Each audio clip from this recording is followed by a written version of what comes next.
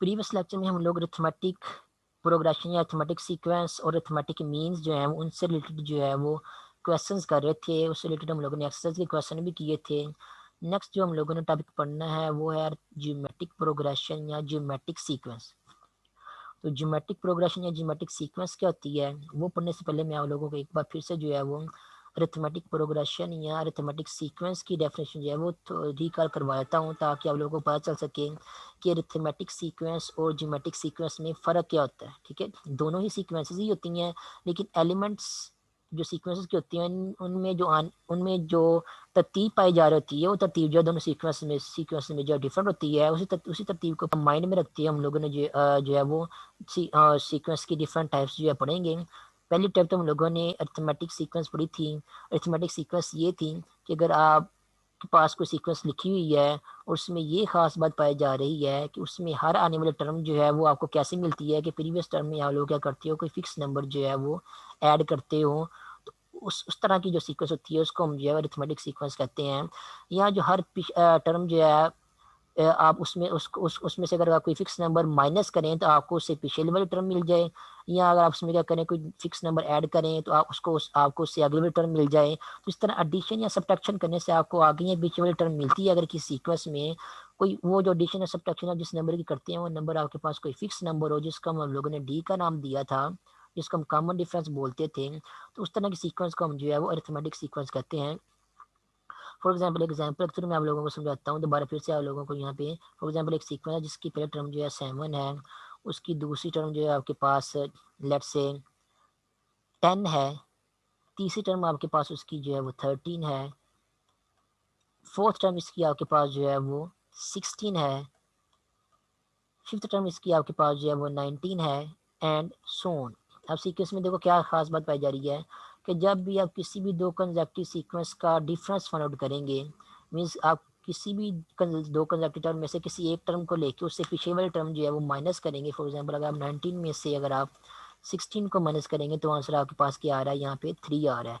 सिर्फ इन्हीं दो कंसेक्टिव टर्म नहीं, कोई सी भी दो कंसेक्टिव टर्म ले सकते हैं। फॉर एग्जांपल अगर आप ये दो कंसेक्टिव टर्म्स लेते हैं तो 13 में से अगर आप जो है वो 10 को माइनस करेंगे, एक टर्म में से उससे पिछले वाले टर्म जो है उसको माइनस करेंगे, तो आपको इंडियन यहाँ पे अगेन क्या मिलेगा, 3 मिलेगा। तो अगर किसी सीक्वेंस में ये खास बात पाई जा रही है कि उसकी हर दो कंसेक्टिव टर्म का जो डिफरेंस आ रहा है वो क्या है, कॉमन आ रहा है, सेम ही आ रहा है, तो उस तरह की सीक्वेंस को हम कहते हैं वो क्या है, अरिथमेटिक सीक्वेंस है। यहाँ पे आप देख सकते हैं कोई सी भी दो टर्म्स लेंगे तो एक टर्म में से उससे प्रीवियस टर्म को माइनस करेंगे तो आंसर हमारे पास 3 ही आएगा। तो यहाँ इसका मतलब यहाँ पे डी आपके पास क्या है, यहाँ पे इस सीक्वेंस में डी आपके पास 3 है, मीन्स कॉमन डिफरेंस जो है आपके पास वो क्या है, 3 है।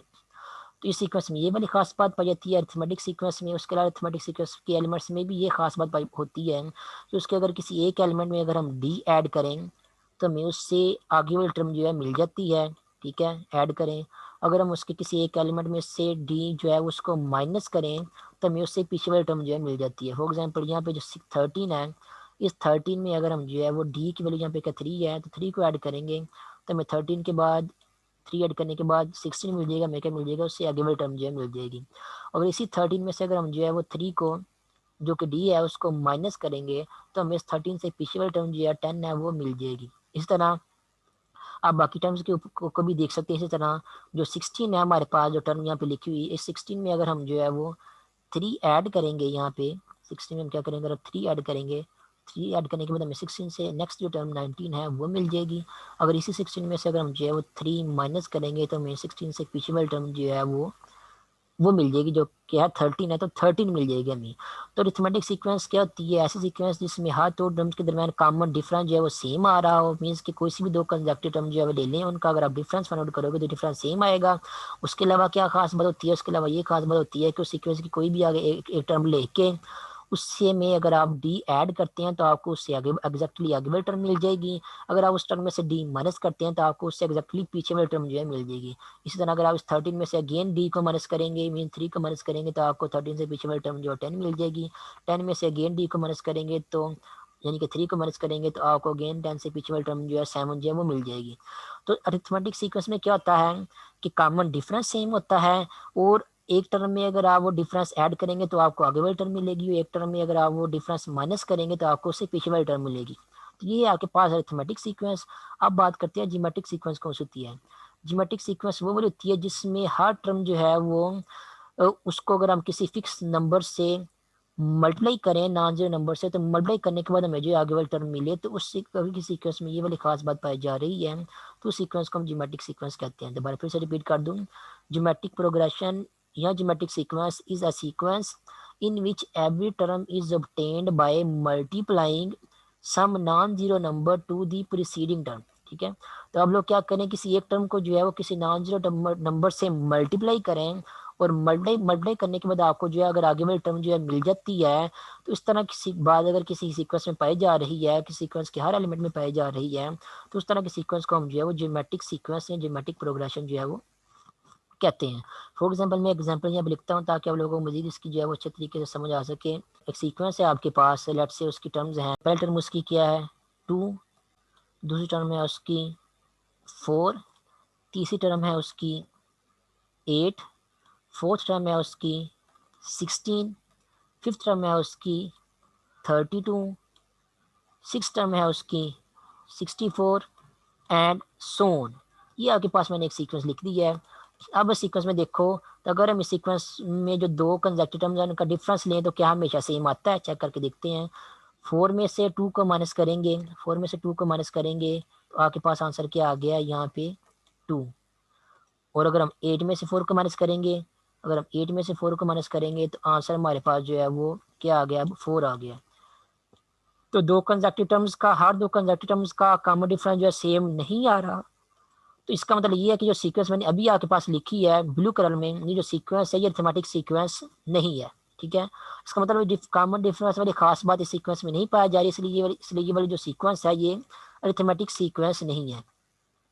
लेकिन अगर आप गौर करो तो सीक्वेंस में ये खास बात पाई जा रही है कि अगर हम जो ये जो 2 है, इस 2 को अगर हम 2 से मल्टीप्लाई करें तो आंसर हमारे पास क्या आ रहा है, उससे अगले वाली टर्म जो है वो 4 आ रही है। ठीक है, उसके बाद अगेन इसी 4 को हम जो है वो अगेन 2 से मल्टीप्लाई करें तो हमें क्या मिल रहा है, हमें उस 4 से आगे वाली टर्म जो 8 है वो मिल रही है।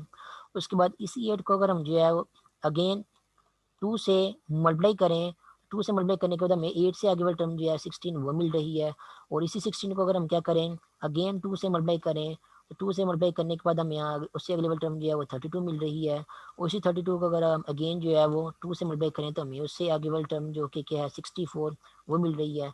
तो इस सीक्वेंस में ये खास बात पाई जा रही है कि हर टर्म आपको कैसे मिल रही है, हर टर्म आपको इस तरह मिल रही है कि आप उससे जो पीछे वाली टर्म है उसको किसी फिक्स नंबर से जो है, या देखिए सारा का हर नंबर जो है क्या आ रहा है आपके पास फिक्स ही आ रहा है, 2 ही आ रहा है। वो फिक्स नंबर 2 भी हो सकता है, 3 भी हो सकता है, कुछ भी हो सकता है। कि हर टर्म आपको कैसे मिल रही है कि उससे जो पिछले वाली टर्म है उसको क्या करें आप जो है किसी फिक्स नंबर, लेट्स यहाँ पे हमने 2 से मल्टीप्लाई किया हुआ है, तो आप अगर आप इस 2 को 2 से मल्टीप्लाई करते हैं तो आपको उससे आगे वाली टर्म जो है वो 4 मिल जाएगी। अब अगर आप इस 4 को अगेन 2 से मल्टीप्लाई करते हैं तो आपको उससे आगे वाली टर्म जो है वो 8 मिल जाएगी। तो 8 कैसे मिला है, जो पिछली टर्म थी उसको 2 से मल्टीप्लाई करने से मिला है। 16 कैसे मिला है, उससे जो पिछली वाली टर्म थी उसको 2 से मल्टीप्लाई करने के बाद आपको जो है 16 मिल रहा है। तो हर टर्म आपको कैसे मिल रही है, उससे जो पिछली वाली टर्म थी उसको जो है वो 2 से मल्टीप्लाई करने के बाद आपको मिल रही है। दूसरे लफ्ज़ में आप ये भी कह सकते हैं कि सीक्वेंस में ये खास बात पाई जा रही है कि इस सीक्वेंस के अगर आप कोई सी भी दो कंसेक्टिव टर्म्स लेंगे तो उनमें से अगर आप जो बाद वाली टर्म है उसको प्रीवियस टर्म से डिवाइड करेंगे तो आपका आंसर हमेशा जो है फिक्स नंबर आएगा। फॉर एग्जाम्पल यहाँ पे देखें 8 और 2 4 और 8 दो कंसेक्टिव टर्म्स आ रही हैं यहाँ पे।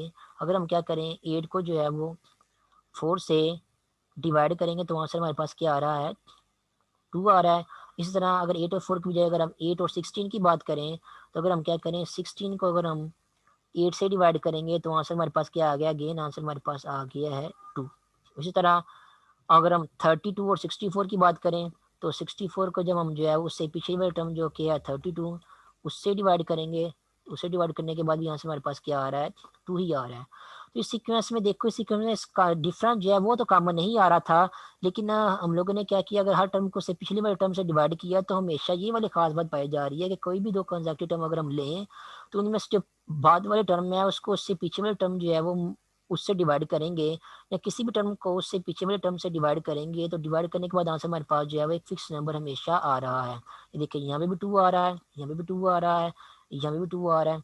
तो इस तरह की सीक्वेंस जिसमें ये खास बात हो कि हर टर्म को जब उससे पीछे वाले टर्म से हम डिवाइड करें तो वहाँ से हमारे पास कोई फिक्स नंबर आए, इस तरह के सीक्वेंस को जो है जियोमेट्रिक सीक्वेंस कहते हैं। और यहाँ पे जो फिक्स नंबर आता है, जैसे यहाँ पे 2 आ रहा है, इसको हम जो है आर का नाम देंगे, ठीक है। जो अरिथमेटिक सीक्वेंस थी उसमें डिफरेंस जो है सेम आता था, उसको हम डी का नाम दे देते।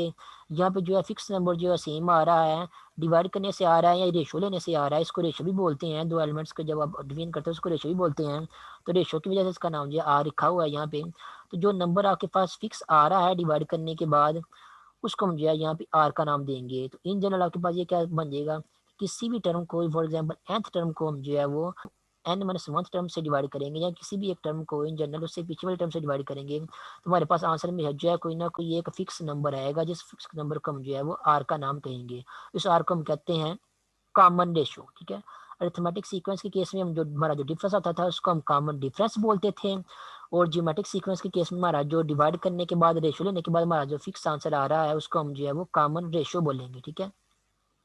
तो दो कंसेक्यूटिव टर्म की कॉमन रेशो जो है अगर हमेशा आपके पास जो है वो सेम आ रही है कि सीक्वेंस में कोई फिक्स नॉन जीरो नंबर आ रही है हमेशा, तो उस तरह की सीक्वेंस को हम कहेंगे कि वो क्या है, जियोमेट्रिक सीक्वेंस है, ठीक है। तो जियोमेट्रिक सीक्वेंस में अगर आपने एलिमेंट्स निकालनी हो तो वो कैसे निकालने हैं, वो आप लोग, वो भी मैं आपको निकालने का वे जो बताता हूँ यहाँ पे।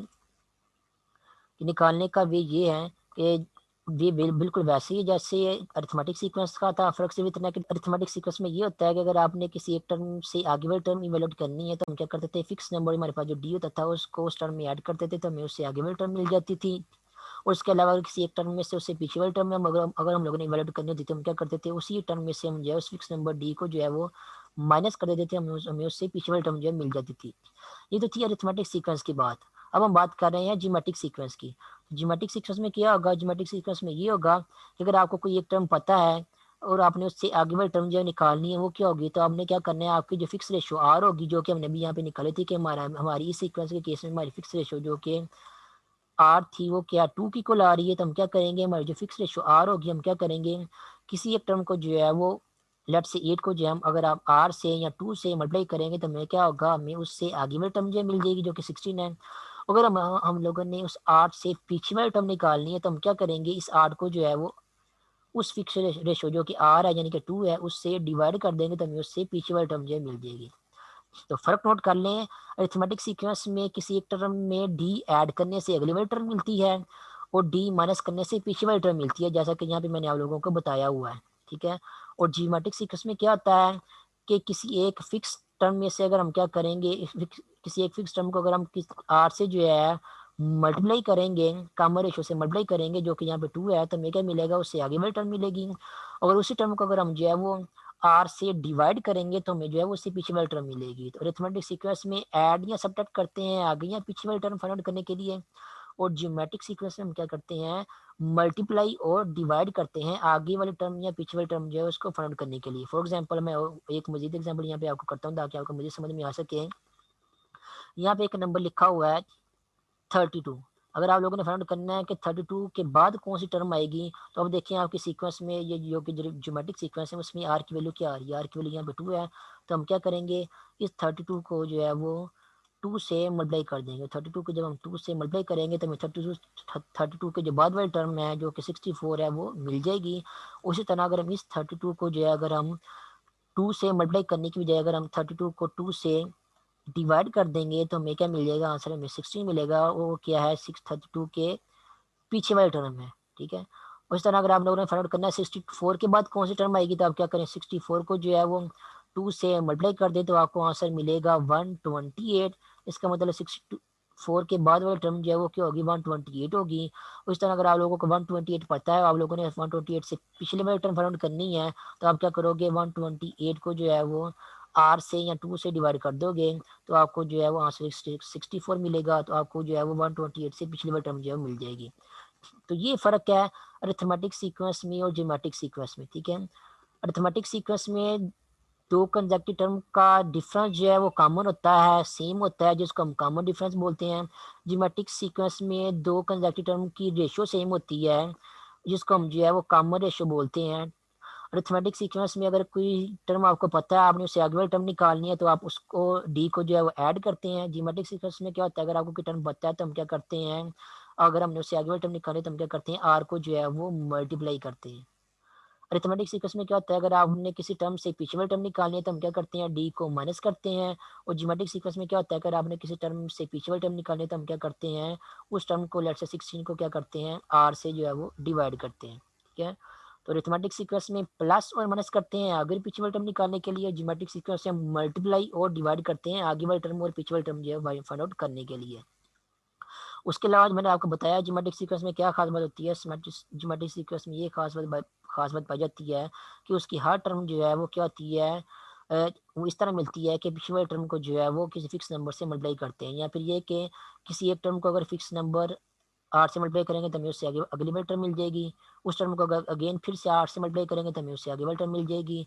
उस आगे वाली टर्म को अगेन फिर 8 से मल्टीप्लाई करेंगे तो हमें आगे वाली, तो 8 से मल्टीप्लाई करते जाएंगे, हमें क्या मिलेगा, उस आगे वाली टर्म जो है वो बारी बारी मिलती जाएंगी।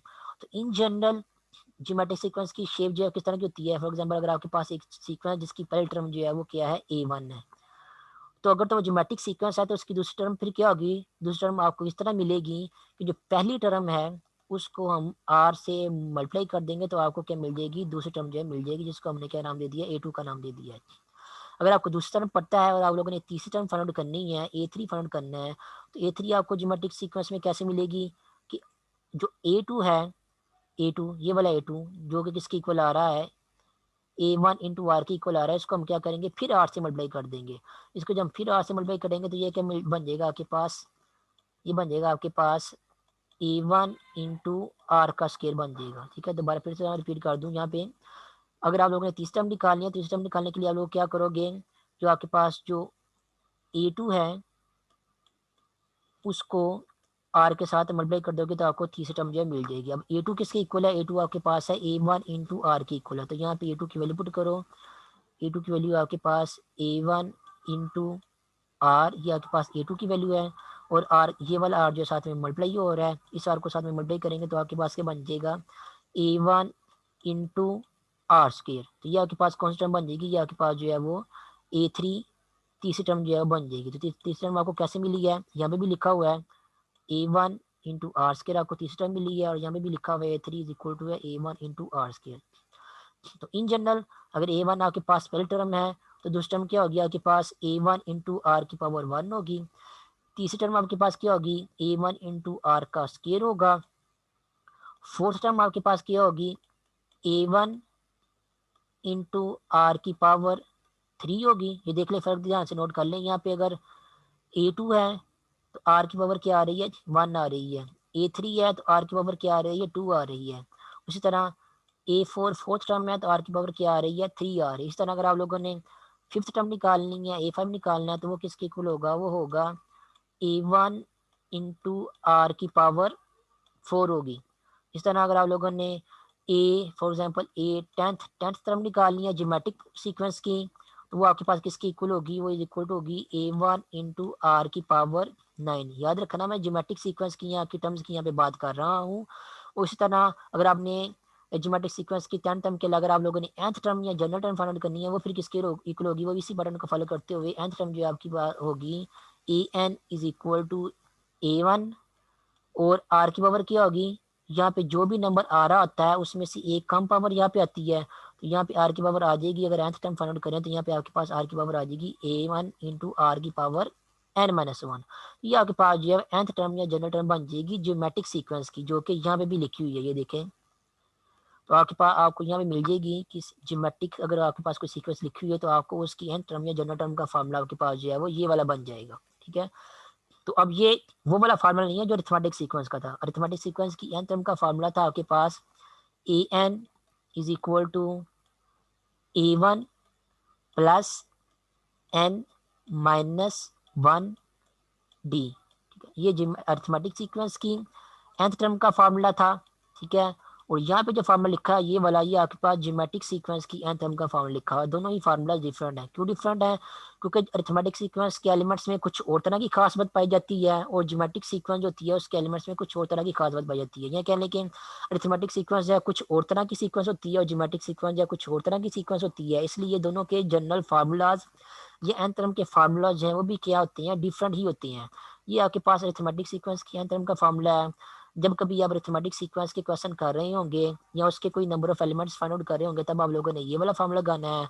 और अगर आप किसी क्वेश्चन में ज्योमेट्रिक सीक्वेंस की डिस्कशन कर रहे हैं या ज्योमेट्रिक सीक्वेंस की टर्म जो है फाइंड आउट कर रहे हैं, तो आप लोगों ने ये वाली nth टर्म का फॉर्मूला निकालना है, लगाना है, जो कि है a n is equal to a one plus r की पावर n माइनस वन। तो ये है आपके पास ज्योमेट्रिक सीक्वेंस की nth टर्म का फार्मूला। आप इस फार्मूले को यूज करते हो ज्योमेट्रिक सीक्वेंस की कोई सी भी नंबर वाली टर्म जो है फाइंड आउट कर सकते हैं। फॉर एग्जाम्पल जो मैंने सीक्वेंस यहाँ पे एक लिखी थी सबसे पहले ज्योमेट्रिक सीक्वेंस की, वो कौन सी थी, वो थी 2, 4, 8, 16 एंड सो ऑन। ठीक है, ये एक ज्योमेट्रिक सीक्वेंस मैंने आपको पहले भी लेक्चर के स्टार्ट में लिखी थी। तो आप लोगों को पता है 16 के बाद कौन सी टर्म आएगी, 16 आपके पास फोर्थ टर्म है। ठीक है, और आपको पता है 16 के बाद फिफ्थ टर्म जो है कौन सी आएगी। लेकिन लेट से अगर आपको नहीं पता कि 16 के बाद कौन सी टर्म आएगी, और आप लोगों ने ये चेक कर लिया है कि कोई सी भी दो टर्म्स को अगर हम आपस में डिवाइड करें और डिवाइड करने के बाद हमारा आंसर जो है वो सेम फिक्स नंबर आ रहा है, जैसे 4 को अगर हम जो है वो 2 से डिवाइड करें तो आंसर हमारे पास जो है वो 2 आ रहा है। इस तरह अगर हम 8 को जो है वो 4 से डिवाइड करें, उससे पीछे वाले टर्म से डिवाइड करें तो आंसर हमारे पास अगेन 2 आ रहा है। इस तरह 16 को अगर हम उससे पीछे वाले टर्म 8 से डिवाइड करें तो आंसर हमारे पास 2 आ रहा है। तो आपको यहाँ से ये बात चल गया है कि कॉमन रेशो जो है वो सेम आ रही है, यानी कि आर की वैल्यू जो है वो सेम आ रही है। तो ये आपके पास कौन सी टर्म बन जाएगी, कौन सी सीक्वेंस बन जाएगी, सॉरी, ये आपके पास जो है एक ज्योमेट्रिक सीक्वेंस बन जाएगी।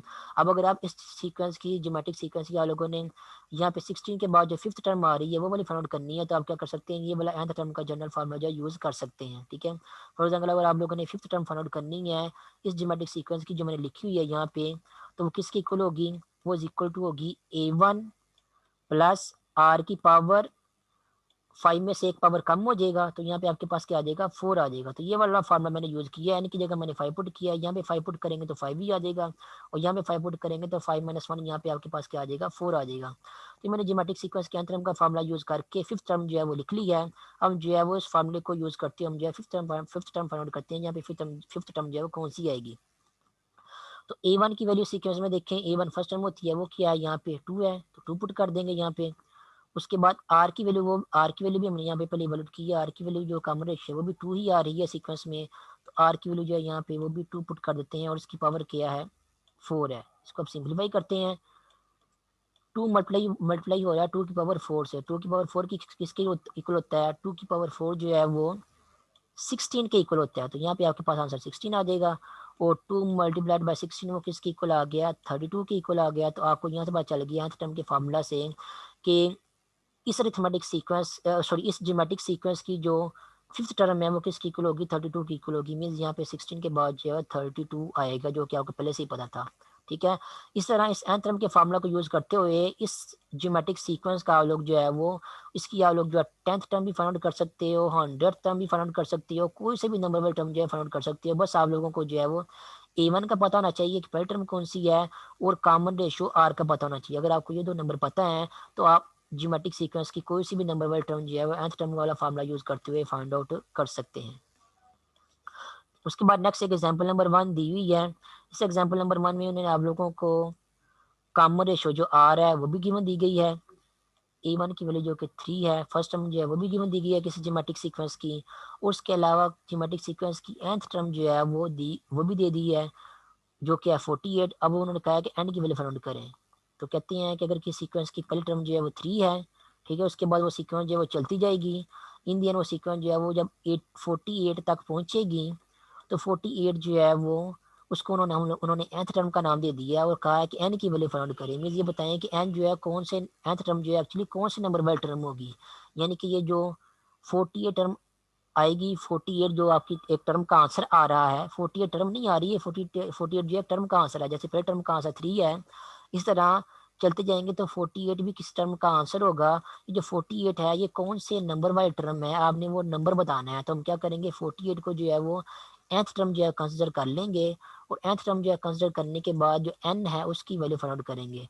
जब हम n की वैल्यू फाइंड आउट करेंगे तो पता चल जाएगा कि यहाँ पे n कौन सा नंबर आएगा। जब यहाँ पे n का पता चल जाएगा हमें, तब ये भी पता चल जाएगा कि जो 48 है कौन से नंबर वाली टर्म जो है बन रही है उस ज्योमेट्रिक सीक्वेंस की, जिसमें आर की वैल्यू 2 है और ए वन की वैल्यू जो है वो 3 है। तो 48 यानी कि nth टर्म को है उसको लेके हम चलेंगे कि 48 हमारे पास एन टर्म जो है वो किसके इक्वल है, वो 48 के इक्वल है। और ये हमारे पास कौन सा सीक्वेंस है, ये ज्योमेट्रिक सीक्वेंस है, क्योंकि हमें आर दी हुई है, इसलिए आपके पास कॉम्बिनेशन यूज हो रही है, इसलिए ये वाला सीक्वेंस जो ज्योमेट्रिक सीक्वेंस है। इसलिए हम क्या करेंगे, ज्योमेट्रिक सीक्वेंस की nth टर्म का फार्मूला जो यूज करेंगे। तो nth टर्म यहाँ पे लिखी हुई है, लेफ्ट हैंड साइड पे ये n लिखा हुआ है, इसकी जगह हम क्या करेंगे, ये वाली जो nth टर्म का फार्मूला है उसकी ये वाली वैल्यू जो हम पुट करेंगे यहाँ पे। तो लेफ्ट हैंड साइड पे जो an है उसकी जगह हम लिखेंगे a1 इंटू आर की पावर n-1, और ये किसकी इक्वल है, ये 48 के इक्वल है। उसके बाद नेक्स्ट देखें, हमें आर की वैल्यू भी गिवन दी गई है क्वेश्चन में, और ए1 की वैल्यू भी गिवन दी गई है क्वेश्चन में। हम क्या करते हैं, यहाँ पे ए1 और आर दोनों की वैल्यू जो पुट करते हैं। ए1 की वैल्यू क्या पुट करेंगे, ए1 की वैल्यू हमारे पास 2 है, और ए1 की वैल्यू हमारे पास 3 है। तो ए1 की वैल्यू हमारे पास जो है वो 3 है, और आर की वैल्यू हमारे पास क्या है, 2 है, और उसकी पावर कितनी है, उसकी पावर है n-1, जो कि हम लोगों ने n जो है फाइंड आउट करना है। और ये किसकी इक्वल है, ये 48 के इक्वल है। तो ये आपके पास बन गया 3 इंटू 2 की पावर -1 इज इक्वल टू 48। ये यहाँ पे भी लिखा हुआ है आपके पास, 3 इंटू 2 की पावर -1 इज इक्वल टू 48। अब नेक्स्ट कैलकुलेशन हम यहाँ पे कर लेते हैं। 3 इंटू 2 की power n-1 is equal to 48 है। तो यहाँ पे ये जो 3 है, इसको जो हम दूसरे साइड पे जाके क्या कर देंगे, डिवाइड कर देंगे, क्योंकि हमने n की वैल्यू फाइंड करनी है। तो हमने n वाले टर्म को जितना हो सके जो है वो सेपरेट करना है, ताकि इन दिन हम जो है वो n की वैल्यू जो है फाइंड कर सकें। 2 की पावर n-1 के साथ 3 मल्टीप्लाई हो रहा है, तो हम क्या करेंगे, यहाँ पे जो 3 मल्टीप्लाई हो रहा है, 3 को जो है वो दूसरे साइड पे जाके डिवाइड कर देंगे। तो 3 जब दूसरे साइड पे जाके 48 से डिवाइड होगा, तो यहाँ पे 3 48 के साथ कैंसिल आउट होगा। इन दिन हमारे पास आंसर जो है वो लेफ्ट हैंड साइड पे क्या आ जाएगा, 16 आ जाएगा। तो यहाँ पे 3 को डिवाइड करने के बाद लेफ्ट हैंड साइड पे हमारे पास आंसर जो है 16 बन गया है। और जो राइट हैंड साइड है वहाँ पे फिर आपके पास क्या बचेगा, ये 3 डिवाइड होने के बाद आपके पास सिंपली जो है वो 2 की पावर n-1 जो है वो बच जाएगा। तो यहाँ पे राइट हैंड साइड पे आपके पास आ जाएगा 2 इन 2 की पावर n-1, और ये किसकी इक्वल है, ये 16 के इक्वल है। अब हम लोगों ने जो पावर में n-1 में जो n आ रहा है, हम लोगों ने इसकी वैल्यू जो है फाइंड आउट करनी है। लेकिन मसला ये है कि अब आपका जो n आ रहा है वो पावर में आ रहा है, ठीक है। तो हम क्या करेंगे, ये जो हमारा लेफ्ट हैंड साइड में 16 लिखा हुआ है, इसको भी हम क्या करेंगे, 2 की पावर में लिखेंगे, ताकि हम कंपैरिजन करके n की वैल्यू जो है फाइंड आउट कर सकें, ठीक है। पावर में क्योंकि n क्योंकि पावर में आ रहा है, हम लोगों ने n की वैल्यू फाइंड आउट करनी है। तो हम क्या करेंगे, जो लेफ्ट हैंड साइड में 16 आ रहा है, इसको भी यहाँ पे जिसकी पावर लिखी हुई है उसी की पावर में लिखेंगे। यहाँ पे 2 की पावर लिखी हुई है, तो हम क्या करेंगे, जो 16 आ गया लेफ्ट हैंड साइड में, उसको भी हम जो 2 की पावर में लिखेंगे। हम देखेंगे 2 की पावर कौन सा नंबर लेंगे तो हमारे पास 16 आएगा। तो हमें पता है कि 2 की पावर 16 4 लेंगे तो हमारे पास जो है 16 आएगा। तो लेफ्ट हैंड साइड में जो 16 लिखा हुआ है, उसकी जगह हम क्या लिख देंगे, 2 की पावर 4, क्योंकि हमें पता है 2 की पावर 4 जो है वो 16 के इक्वल ही होता है। और जो राइट हैंड साइड में 2 की पावर n-1 है, उसकी जगह ये 2 की पावर n-1 जो है वो एज इट इज ही आ जाएगा।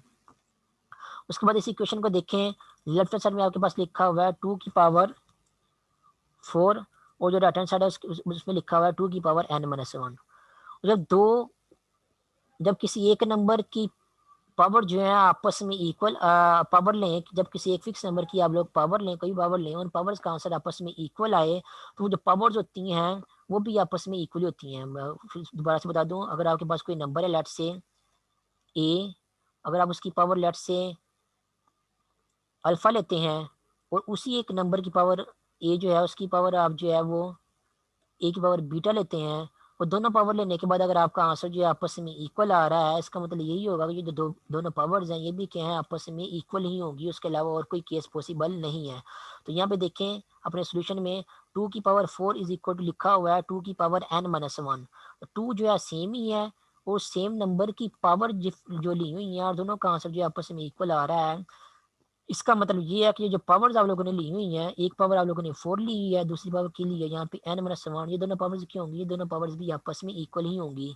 मींस कि जो n-1 है ये 4 के इक्वल होगा। तो यहाँ पर लिख दिया नेक्स्ट, n-1 क्या होगा, वो यहाँ पे देखिए अगर कंपैरिजन करें तो n-1 जो है वो 4 के इक्वल होगा। और यहाँ से अगर आप n की वैल्यू निकालेंगे तो ये वाला -1 जो है दूसरे साइड पे जाके क्या हो जाएगा, प्लस हो जाएगा, और आप यहाँ पे आपको n की वैल्यू जो है वो 5 मिल जाएगी।